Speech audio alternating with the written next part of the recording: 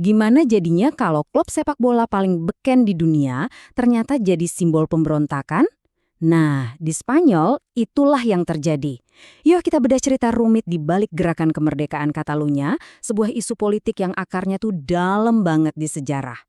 Nah, ini dia pertanyaan kuncinya. Kok bisa sih sebuah klub olahraga, FC Barcelona, jadi begitu lekat sama sebuah gerakan politik yang kuat?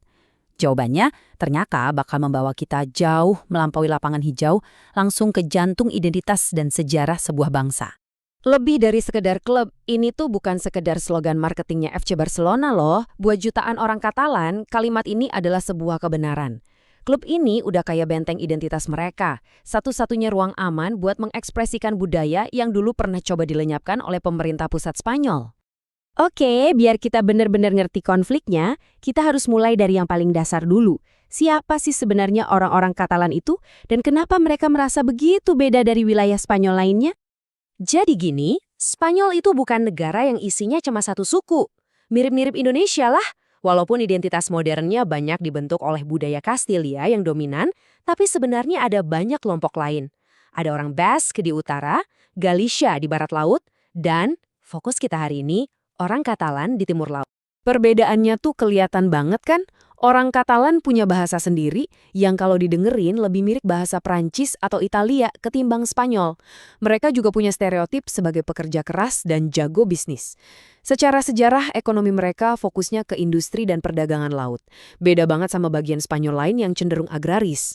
Nah, buat bener-bener paham, kita harus mundur jauh ke belakang. Soalnya Catalunya itu nggak selamanya jadi bagian dari Spanyol. Mereka pernah jadi sebuah kerajaan yang sangat kuat. Timeline ini ceritanya soal kehilangan sih. Selama ratusan tahun, Catalonia itu penguasa lautan. Tapi, coba lihat apa yang terjadi.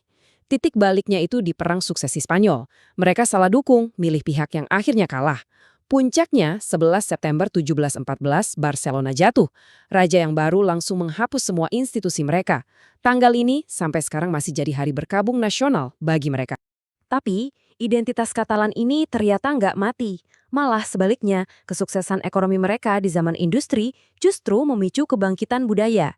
Mereka mulai nerbitin buku dan koran lagi pakai bahasa Katalan, dan ini yang menyalakan kembali api nasionalisme mereka.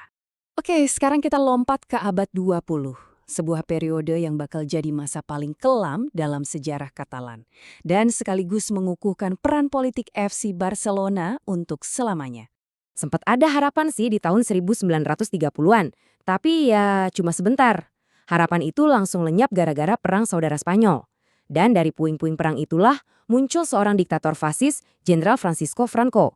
Rezimnya bakal mengubah wajah Spanyol dengan cara yang sangat brutal. Di bawah rezim Franco, identitas Katalan coba dihancurkan habis-habisan. Bahasanya dilarang, buku-bukunya dibakar, bahkan nama orang pun harus diganti jadi nama Spanyol. Ini adalah upaya sistematis buat memaksakan satu identitas Spanyol yang tunggal. Puncaknya, presiden mereka sendiri dieksekusi. Satu-satunya presiden terpilih di Eropa yang dieksekusi oleh rezim fasis. Ya, persis seperti yang dibilang kutipan ini adalah titik tergelap bagi Catalunya. Trauma budaya dari era Franco ini dalam banget, dan ninggalin luka yang rasanya belum sembuh sampai hari ini. Dan di tengah semua tekanan inilah sepak bola jadi penyelamat. Coba bayangin, Camp Nou, stadionnya Barcelona, jadi satu-satunya tempat publik di mana orang bisa ngomong bahasa Katalan, nyanyiin lagu-lagu mereka, dan ngibarin bendera mereka tanpa takut ditangkap. Nah, disinilah slogan lebih dari sekedar klub itu benar-benar lahir dan punya makna. Nah, setelah Franco meninggal tahun 1975, Spanyol kan jadi negara demokrasi. Mungkin Anda mikir, oh selesai dong ceritanya. Ternyata belum. Konfliknya justru berkobar lagi di era modern. Pemicu utamanya ada dua. Pertama, soal ekonomi. Catalunya ini kan wilayah kaya. Mereka merasa bayar pajak ke Madrid itu jauh lebih banyak daripada yang mereka terima kembali. Kedua, soal politik. Di tahun 2006, mereka sempat diakui secara resmi sebagai bangsa di dalam Spanyol. Tapi, 4 tahun kemudian, status itu dibatalkan pengadilan. Buat banyak orang Katalan, ini kayak ditampar bolak-balik.